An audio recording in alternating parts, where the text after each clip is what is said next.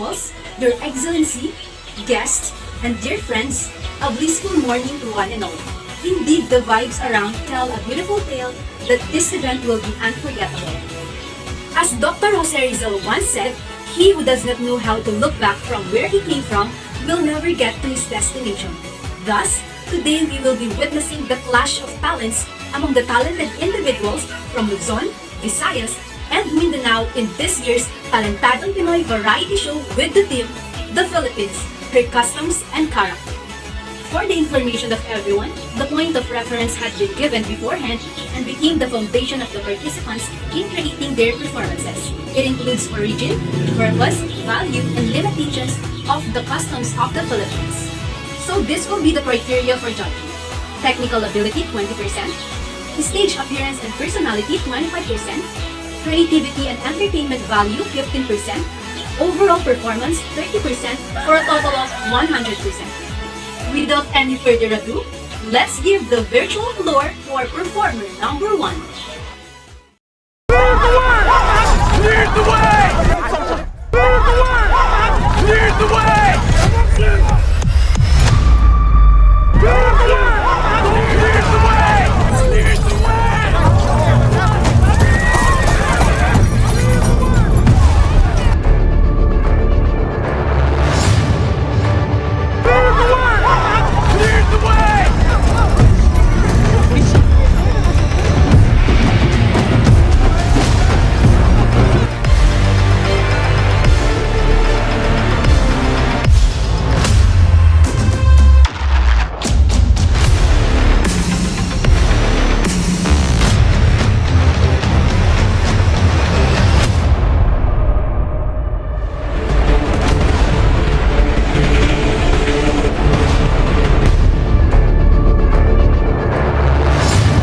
The roaring sounds of a trumpet and the rattling noise of drums. Born into the illustrious family of the Portocarreros in Plasencia, in the region of Extremadura, Spain, cloaking in the name of Fray Joan de Puerto Carrero of the Convento de Villanueva de la Serena. Listed are the missionaries bound for the Philippine Islands who were dispatched from the Casa de la Contratacion in Seville. He was a Spanish friar of the Franciscan order born in the 16th century, a notable author of the customs of Tagalog during the Spanish colonial period in the year 1589. He is Juan de Plasencia.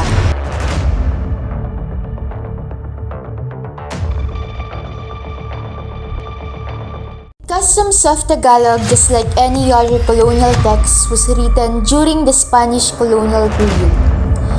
Based on his observations and judgments, he wrote the customs of Tagalog to put an end to some injustices committed against the native by certain government officials. Custom of Tagalog was one of his writings that tackle about everyday living of the ancient Filipinos, their social status, customs, traditions, and beliefs of the Tagalog. But who are really the audience of this notable masterpiece entitled Customs of the Tagalog? Katulad namin! Audience of this masterwork is certainly native Filipinos and government officials who have treated the indigenous people unfairly, and also the Americans who put poison in the mind of every Filipino by their actions with hidden agenda. Customs of the Tagalogs, just like any other colonial text written during the Spanish colonial period, were intentionally made to provide an exotized description of the Tagalog natives, clearly fed by politics and propaganda, and operated with the Western's outsiders' gaze that would be appealing to them. There are at least 3 major discursive issues that can be extracted from the document if we are to put socio-political context into the text. First, the issue of authorship. Second, the discourse of power in colonial writing. And third, the logic of binarism or the Occident-authored dichotomy. These are the interrelated threads that probably constitute major segments of colonial historical writing in the Philippines. Are you ready to rumble through the never-dying, intriguing, and ever-surviving memoirs of the Philippine history? Brace yourselves and hark back as Panitikang Filipino Films proudly presents a movie of recollection, reunion, and reminiscence of the past, The Customs of the Tagalog. Written and directed by Wanda Plasencia. Now showing in cinemas nationwide. Wow! That was a spectacular performance. Indeed, our future looks bright for the Filipinos' creativity. At this juncture, may I call in performer number 2. Marami na ang nakalimot. Marami nang umalis. Marami nang hindi naniniwala. Ilang pahina pa ba ang pilit na pipilasin? Gaano kakapal at tinta pa ba ang pilit ay pambubura sa kung sino tayo talaga? Sana naaalala mo pa kung saan ka tunay na nagmula. Ang totoo niyan, matagal na tayong pinagmamasdan. Pinag-aaralan mo rin hindi para tulungan, kundi para ilapastangan na naman alipinin sa sariling bansa at ibenta ang baluktot na kwento natin sa mga kano. Hindi naman sa nagpapagamit tayo, pero bakit parang ang dalit nila tayong pagnakawan ng mga bahagi ng kasaysayan para maengganyo sila?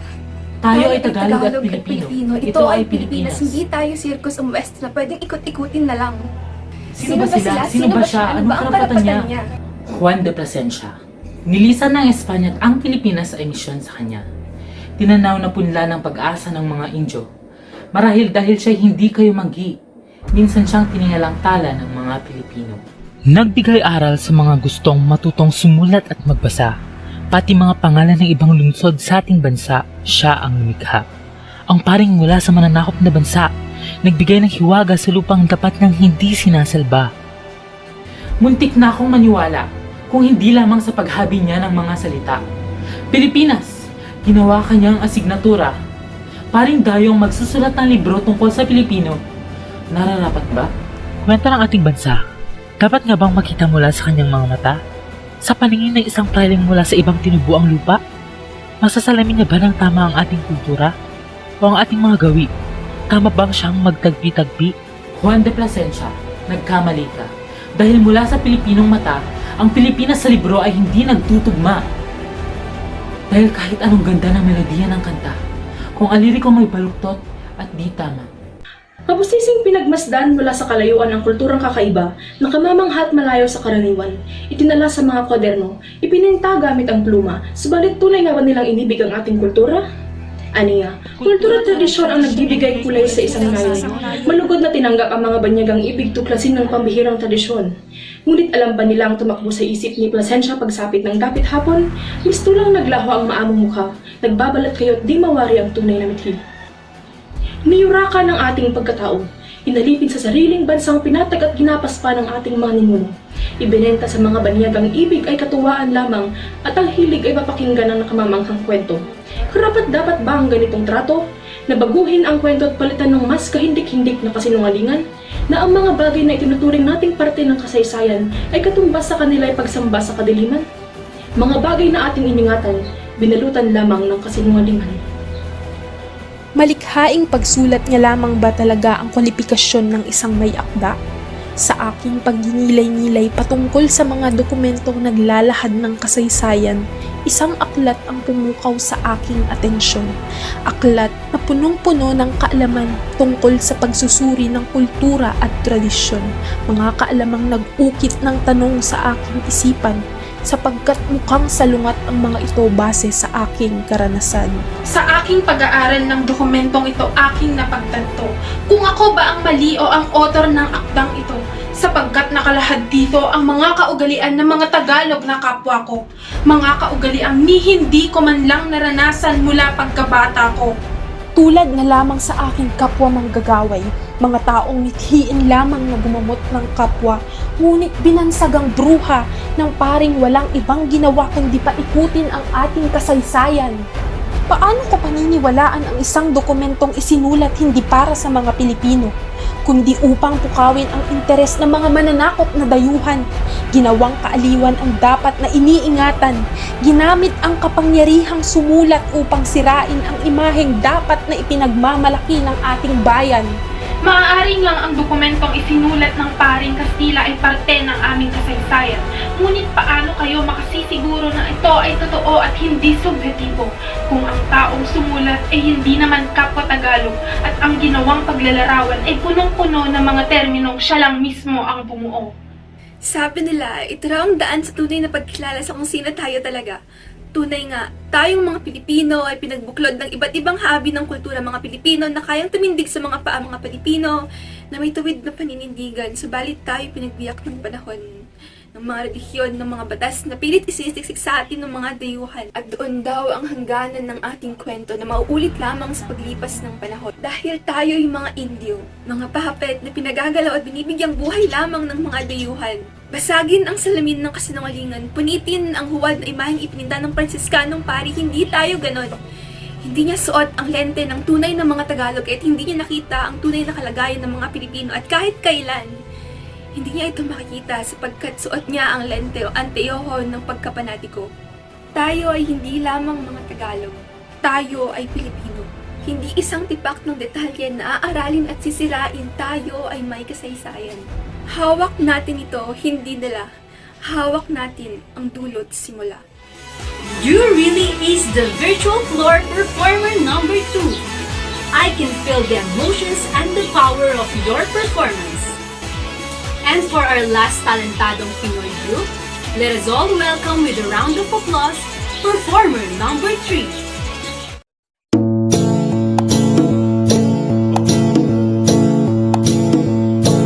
If you ever find yourself at lost in fragrance work, we guarantee will be the light to guide you. Don't get told some customs of Tagalog in this book that they don't mean that justifies our culture.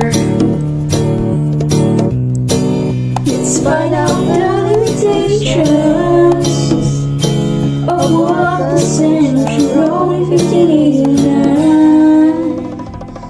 You can count with me like 1, 2, 3 limits, yeah.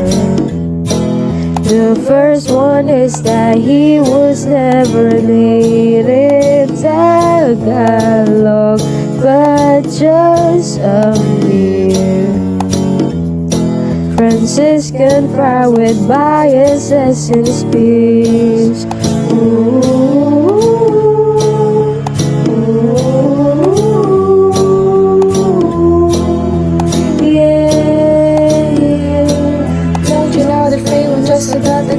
Some others here even use such terms like foolish. Indians, tribal natives, just some of the terms he used to label us, that clearly show who he truly is. Oh, let's find out the limitations of what Placentia wrote in 1589. You can count with me like 1, 2, 3 limits, yeah. The second one is that he pointed out how colonizers put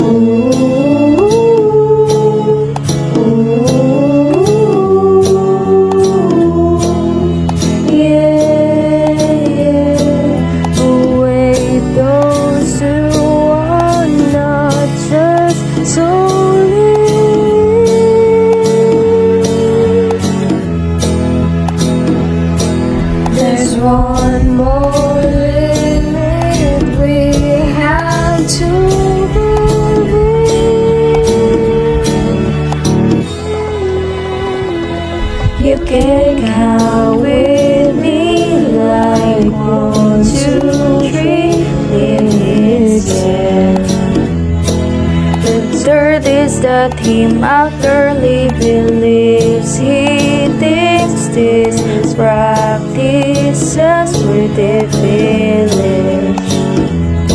Christianity was what he thought should persist.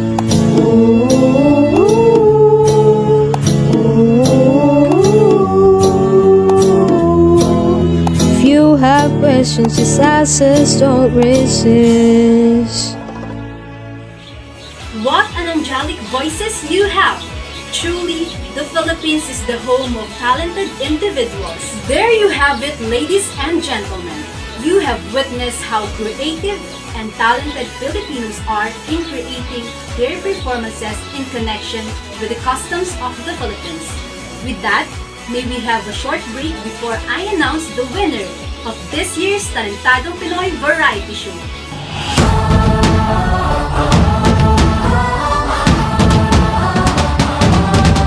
The Philippines is bound with a thrilling lore of epic adventures and rich culture and traditions, clothed with natural resources, entailed historical tributes, and a wide variety of customs, all of which have been passed down through generations from our ancestors. Our historical domain serves as unbreakable bonds that connect us to each and every descendant, hence cultivates our national identity. Filipino culture is diverse, very evident, and has largely been appreciated and even applauded in many parts of the world. The Philippine-style democracy has been interpreted in the country's tourism tagline, "It's more fun in the Philippines." As naturally born Filipino and also an ambassadress for culture and arts, I can really tell that our culture is rich, colorful, occasionally chaotic, but above all inspiring. From the Philippine dialects, textiles, colorful festivals, Filipino delicacies, and even in our popular OPM music and folk dances, the identity of our motherland is being shaped and portrayed through our culture and arts. And that we own a wide array of unique traditions that embody the local beliefs and values inculcated through centuries. Examples are the pagmamano as a sign of respect for elders, kamayan, the traditional way of dining using one's bare hands. We also have the traditional Filipino courtship called harana, and the bayanihan that shows the spirit of civic unity and cooperation among Filipinos. Filipino unity is brought by the strong cultural and spiritual bond. For them, it is their faith and moral beliefs that direct all aspects of life, such as the union of marriage and strong family bond. Most of the traditions in our country run parallel with Catholic and Christian beliefs, such as sacraments including baptism, Holy Eucharist and matrimony, and celebrations such as Easter and Christmas. If we are to look at the marriage customs of the early time period and of today, we can see a big difference caused by changes in every generation. Traditional marriage customs included practice of dowry and divorce. In the Philippines, the family is one of the important factors and the first priority of all Filipinos. This is what marriage is for. The typical Filipino family consists of a husband, wife, and children, extending to include grandparents, aunts, uncles, and cousins. We hold the belief that each family member has several duties and responsibilities they must uphold to ensure harmony among family members. This helps in building society. Filipino education is one of the most important legacies that parents can impart to their children, emphasizing a person's integral development while ensuring that every Filipino receives a decent education. Baybayin is a writing system native to the Philippines. It has been a core part of our culture and heritage for centuries. As Filipinos, learning how to write baybayin is a way to learn a new skill and experience the Filipino culture. The K-12 basic education cycle was adopted in 2010 to expand the number of years of compulsory education to 30, ensuring that everyone has an equal opportunity to thrive via quality education and lucrative jobs. The main goals of the Philippines' present educational system are to instill a law of coordination, educate citizenship obligations, and build moral character, self-discipline, and scientific, technological, and vocational efficiency. Long before the Spaniards entered the Philippines, there was already a social hierarchy, as Placencia remarked, with a semi-caste system, implying that the Tagalog set their own governance and cultural divisions. The people are governed by chiefs, whom they refer to as status, ruled over small group of people which we call a barangay. The Maharlikas are the medieval warrior class that are born with enormous riches. The commoners, known as aliping namamahay, are entitled to have their own property, which they can be passed down to their descendants and cannot be sold as slaves. The lowest of all are known as aliping sagigilid, which are usually referred to as slaves. As a public servant, I've noticed how inequalities in social and economic status rip the social fabric, weaken social cohesiveness, and hinder society from prospering. While social class hierarchy has been established, we must strive to transcend these divides to once again become a unified country. And now, we have come to the final stage of this competition. The results are already in my hands. But before I announce to you the result, I would like to take this opportunity to thank everyone who have joined this competition. You are all deserving to be the winner. Without wasting time, I would like to announce the winners for today's competition, starting from the third place. Congratulations, performer number 1.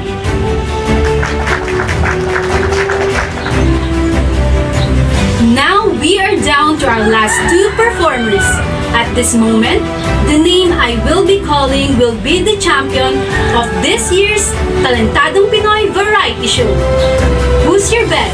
Is it performer number 3 or performer number 2?